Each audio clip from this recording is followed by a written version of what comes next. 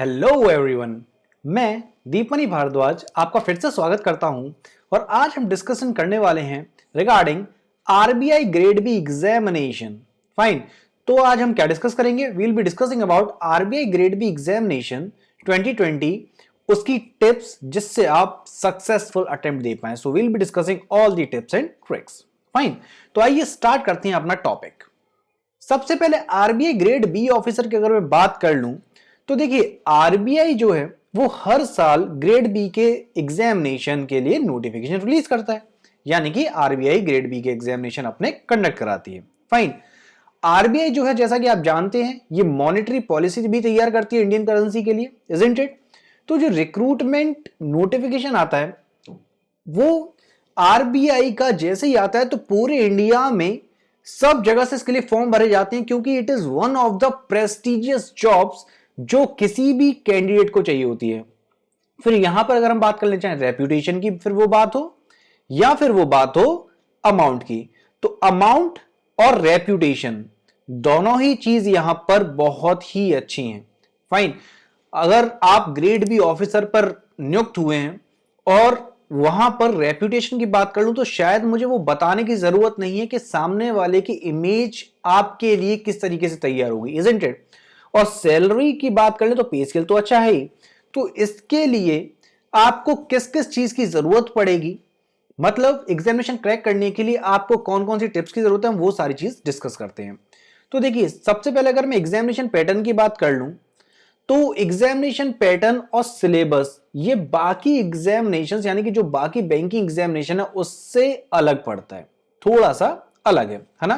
थोड़ा सा अलग क्या, मैं कहूंगा बहुत हद तक अलग है, क्योंकि यहां पर एकमात्र ऐसा एग्जामिनेशन नॉर्मली आपने सुना होगा, जैसे कि फॉर एग्जांपल छोटा सा एग्जांपल है, जनरल अवेयरनेस का सेक्शन है, वो बाकी सभी बैंक एग्जाम में आपने सुना होगा कि मेंस में आता है ना? और ये यहां पर आपको दिखेगा किसमें? प्रीलिम्स में ही, तो वो भी अभी हम डिस्कस करेंगे।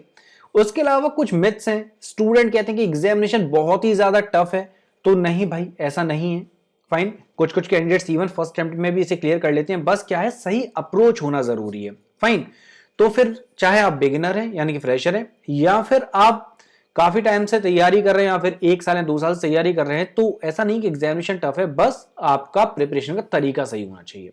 फाइन, तो आइए, अगर मैं यहां पर प्रिपरेशन टिप्स की बात कर लूं, सबसे पहले स्टूडेंट तो अवेयर होना चाहिए सिलेक्शन प्रोसेस और एग्जामिनेशन पैटर्न के बारे में, क्योंकि अगर आपको सिलेक्शन प्रोसेस और एग्जामिनेशन पैटर्न नहीं पता है और आप सीधे बुक खोलकर बैठ गए हैं तो इट्स ऑफ नो यूज, मतलब वो केवल वीन में ही जाएगा, नथिंग एल्स।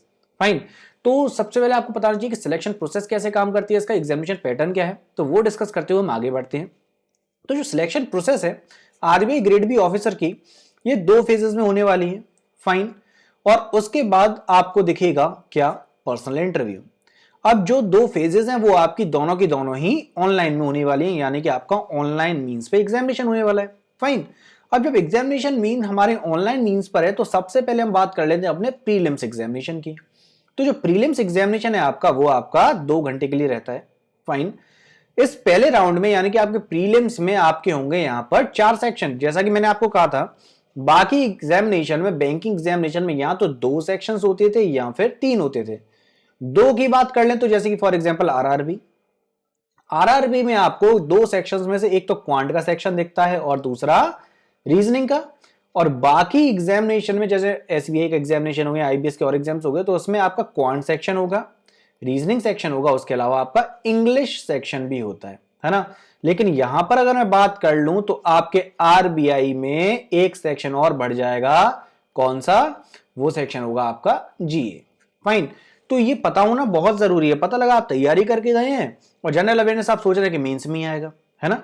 तो आपके यहां पे 4 सेक्शन कौन से हो गए? General awareness, English language, quantitative aptitude और रीजनिंग। फाइन, अब ये क्रैक करने के लिए तो one has to secure minimum marks in each of these sections to clear the first phase.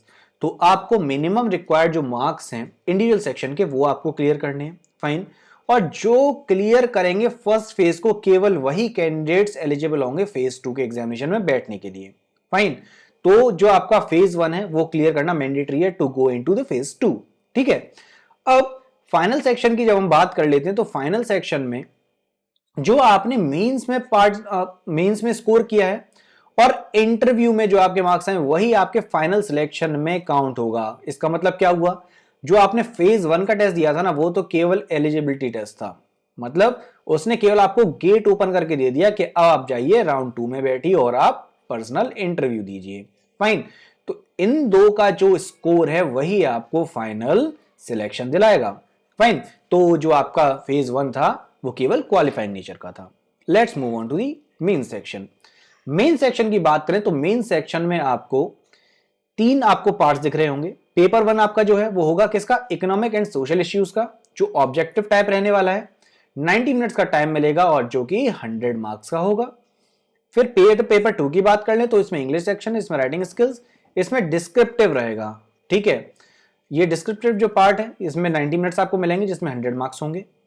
फिर पेपर 3 की बात कर ले तो finance and management, again objective type paper है, 90 मिनट्स का टाइम है और 100 मार्क्स हैं। फाइन, अब जब आपको पता लग गया कि मेंस एग्जामिनेशन और प्रीलिम्स कैसा है, तो अब हम बात कर लेते हैं अपना एग्जामिनेशन की, जो मैंने आपको टिप्स एंड ट्रिक्स के बारे में बोला था। फाइन, तो रिजर्व बैंक ऑफ इंडिया के बारे में आपको पता रहना चाहिए, है ना। तो इट इज वेरी इंपॉर्टेंट कि आपको आरबीआई के बारे में पता है एग्जामिनेशन की तैयारी से पहले ही, है ना। तो ग्रेड बी ऑफिसर एग्जामिनेशन आप देंगे उससे पहले ही आपको क्लियर होना चाहिए कि आरबीआई एग्जैक्टली है क्या। ठीक है, आपको पता होना चाहिए कि आरबीआई की रोल्स एंड रिस्पॉन्सिबिलिटीज क्या हैं, जो कि आपको एग्जामिनेशन क्रैक करने में ही नहीं बल्कि आपको पर्सनल इंटरव्यू में भी काफी ज्यादा हेल्प करेगी। फाइन, तो आपको फोकस करना होगा की फंक्शनलिटीज पर, जैसे कि पॉलिसी रेट्स, रिजर्व रेशियोज, ये सब। ये आपका दोबारा से बता दूं केवल आपका एग्जामिनेशन क्रैक करने में नहीं, ये आपका पर्सनल इंटरव्यू में भी बहुत इंपॉर्टेंट रोल रखता है। तो आरबीआई के बारे में जरूर जान लें अच्छे से।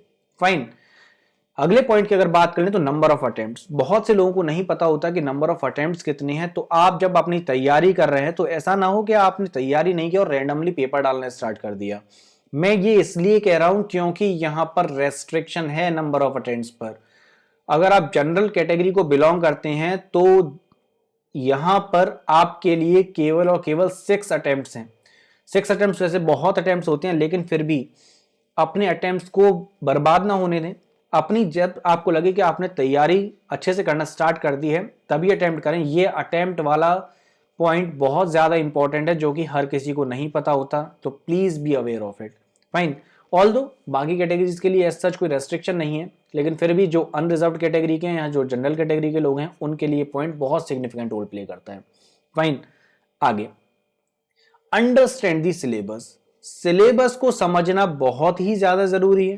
फाइन, ये जो ऑफिशियल नोटिफिकेशन आता है जैसे ही बैंक का, तो उसमें आपको सिलेबस बताया जाता है कि मेंस के लिए पर्टिकुलर क्या सिलेबस रहने वाला है, किस चीज के लिए क्या, प्रीलिम्स के लिए क्या सिलेबस रहेगा।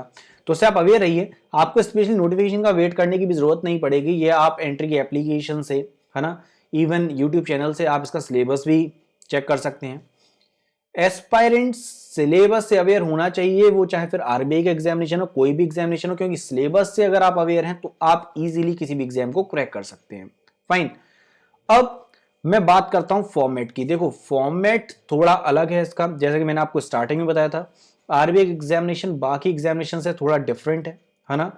तो यहां पर आपको सिलेबस कंसीडर करके चलना पड़ेगा और आपको पैटर्न से भी अवेयर होना पड़ेगा किस टाइप का पैटर्न है। फाइन, अब जो आपका आरबीआई का एग्जामिनेशन है उसकी डिटेल इंफॉर्मेशन वैसे तो आपको नोटिफिकेशन मिल जाती है, लेकिन फिर भी एंट्री एप्लीकेशन पे आप सारी चीजें उसकी डिटेल ले सकते हैं। फाइन, और डिटेल जब आप ले रहे हैं तो उसमें एक एक चीज अपनी क्लियर करके रखें।